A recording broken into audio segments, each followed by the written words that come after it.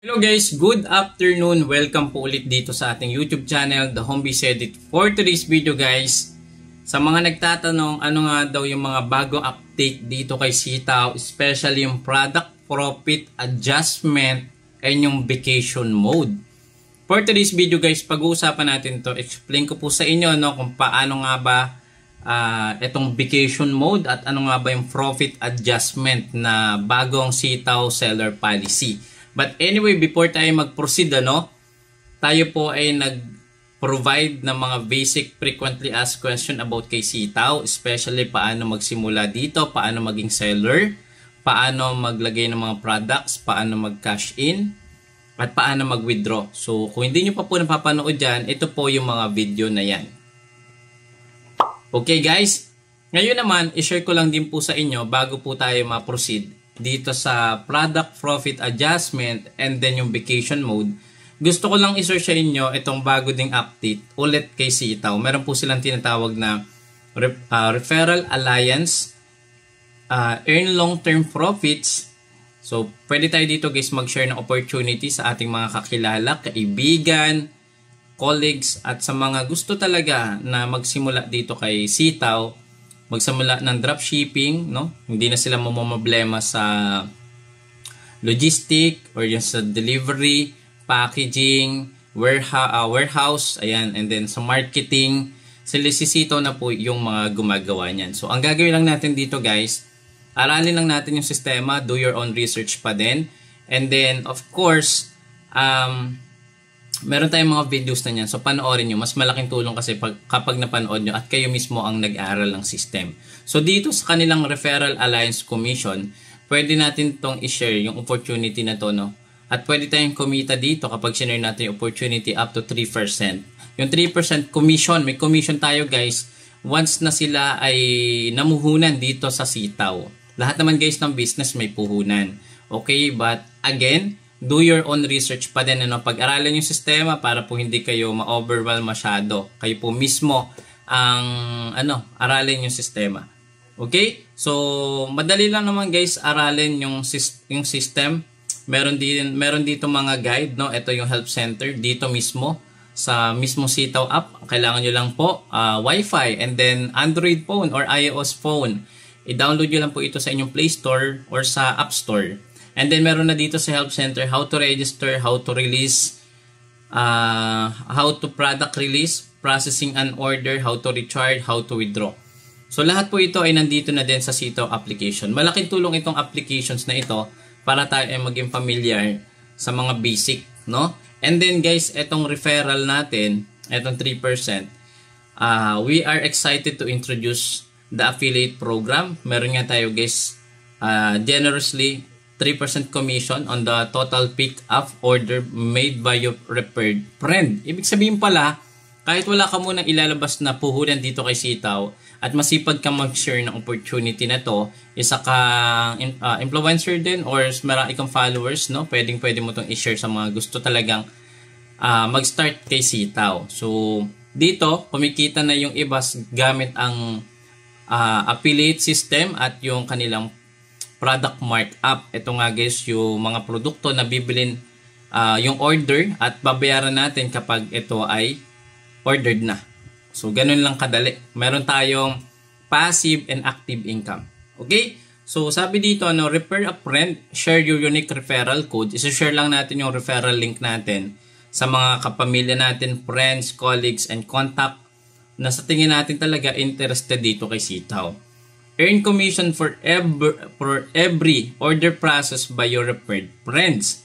Ibig sabihin, pwede nga tayong kumita up to 3%. Imagine guys, meron kang kaibigan, meron kang kapamilya na namuhunan dito. Sabihin natin pinakamababa, 10,000 pesos.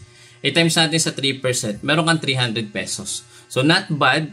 Kasi kahit papano, di ba, kung i-roll nila iyan ulit, pwede ka pa ulit kumita ng passive. Okay, ganun yun. Paano kung 10 ang inyong kaibigan na namuhunan ng 10,000 pesos dito, i-times mo lang sa 10. So, meron kang 3,000 pesos na wala kang nilalabas na puhunan muna. And then, kapag may 3,000 ka na, pwede mo tong gamitin naman para gawing puhunan sa mga product na ilalagay mo naman kay sitaw. So dito na nga tayo mapupunta sa bagong sitaw seller policy. Dito po guys sa order, makikita nyo, ito yung mga orders natin. Meron tayong 50 pending, 65 shipping, and 99 or 900 plus na delivered, and yung overdue. Yung overdue guys, di pa natin nababayaran kasi wala pa tayong ma-cash in or wala pa tayong puhunan. Hinihintay ko lang guys pumunta yung ating yung freezing money sa available wallet. Ibig sabihin, meron tayo dito ang order processing rate. Pag-uusapan natin mamaya. Pero sa produkto, ito guys, sa produkto, ayan. So ito yung pinakabago, yung vacation mode. So sample guys, no, kayo ay luluwas, aalis kayo at hindi nyo po maasikaso ang inyong seller account, ang inyong store dito kay Sitaw. Meron po tayong vacation mode. Ibig sabihin, pwede po natin gamitin ito per month po. Meron tayong 7 days. Ayan, 7 days vacation mode or 168 hours na yung mga product listed natin dito. Ito yung mga product listed natin. Ang product listed ko dito guys is 20. Ayan, pero pwede tayo guys mag-unpublish na hindi dapat bababa ng 10 kung tayo ay minsan overwhelm yung orders, natatambakan tayo. So pwede tayo guys mag-unpublish. Okay, so dito so sample guys, ito yung mga unpublish ko muna ng mga product. Ayan, so naka-publish, publish. Ayan, naka-publish yan. Ito guys, mapapansin nyo dyan, ayan, yung may nakatugel on na publish, ayan. Lagyan ko ng arrow, naka-publish yan. Ibig sabihin, visible yan sa store mo. Number 4, naka-publish, ayan. Naka-publish, naka-publish. O, punta ngayon tayo dito sa page number 1. Ito yung page number 1 natin. I-check natin kung naka-publish. O, naka-unpublish yung isa, 2, 3, 4, hindi siya nakatugel on yung publish. 5, 6, 7, 8, 9, 10. So, pwede tayo guys, 11 pala. 11 pala yung aking mga nakapublish. At yung siyam ay hindi po nakapublish. Ibig sabihin, ang makikita lang po sa store ko is 11 products. Ngayon guys, kapag mag-unpublish pa ako ng isa, ito po yung mag-a-appear. Ayan, so tama, dapat hindi bababa ng 10. So mag-unpublish pa ako guys ng isa. Ayan. May mag-a-appear dito. Ayun. So nakalagay dito, choose the operation you want. Currently, publish online product cannot be less than 10. So hindi dapat bababa ng 10. If you need to replace a product, please put new product on the shelves before removing the products. So, pwede rin tayo guys, yun nga, yung holiday or yung vacation mode. Explain ko na po sa inyo. Pero guys, hindi tayo pwede mag-unpublish ng bababa sa 10. Dapat 10 sakto pwede. Okay? So, ngayon, ang gawin natin, i-publish natin tong isa. Ayan na.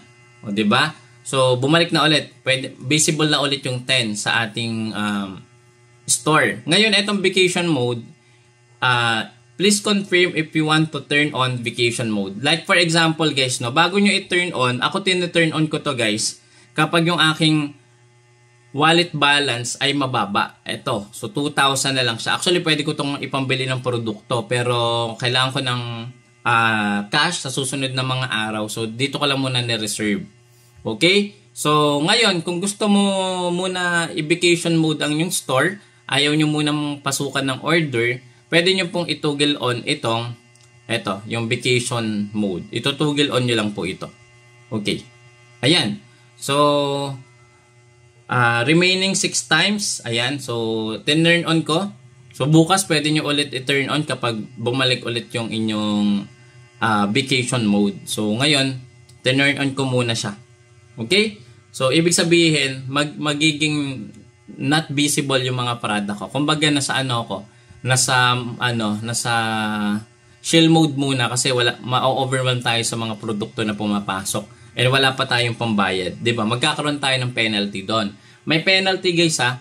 Okay? kapag po hindi tayo umabot, eto, ninote ko dito guys eh. Ito yung yung penalty. If hindi nyo ma-meet ang processing rate na less than 55% sa first evaluation, ayan, is on the 6 month, every 6 month of the month po yung evaluation. Yung mga markup value na 8% pataas ay bababa ng 7%. And i-deduct yun sa directly sa wallet balance mo. Ibig sabihin guys, no, kung tayo ay nag-markup ng 8%, at yung ating first evaluation na nagaganap ng every 16 of the month ay bagsak tayo sa 55%. Actually, before ang processing rate ay nasa 60% dati. Pero ngayon binabaan na ni Sitaw dahil nga medyo maraming kasing order ngayon compared dati. So ngayon binabaan na po ng 55%, which is good news. And then kung hindi nyo pa rin po mamimit yung 55% na monthly first evaluation na nagaganap every 16 of the month, yung 8% natin na markup, bababa siya ng 7%. Ibig sabihin kung nasa wallet balance nyo na yon, madededuct po siya doon, yung 1%. Okay? Second evaluation naman, it happen every first month of the month. Every first of the month. Okay? Kung yung pangalawa na evaluation, di ba? First evaluation natin 16 of the month. Then second, first day of the month. First of each month, o ganon.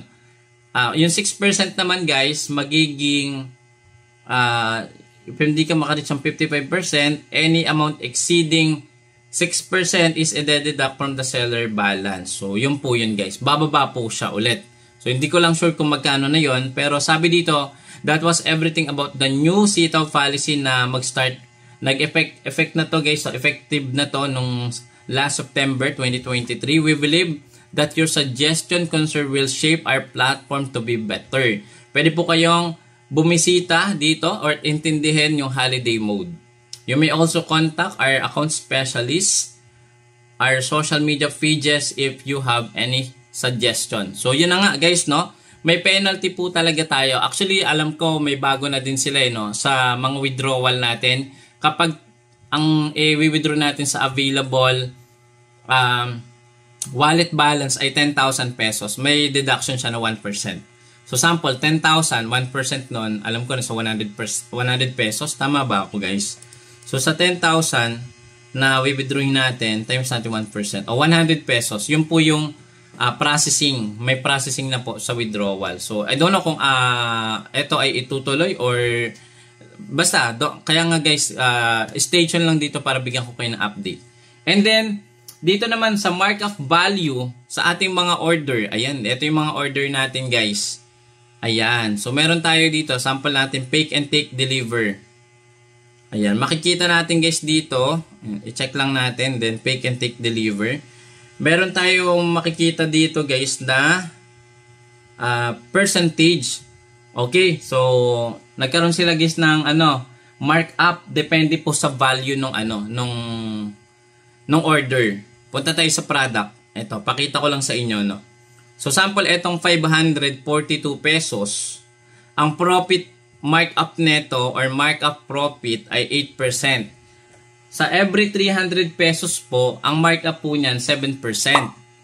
Pag 300 pesos pataas, nagiging 8%. Kaya pasok po itong 542 sa 8%. Kapag naman po, 300 pesos to 2,000 pesos, ang profit markup po niyan ay 8%. Kapag naman 2,000 pesos to 5,000 pesos, ang profit markup naman po nun ay 10%.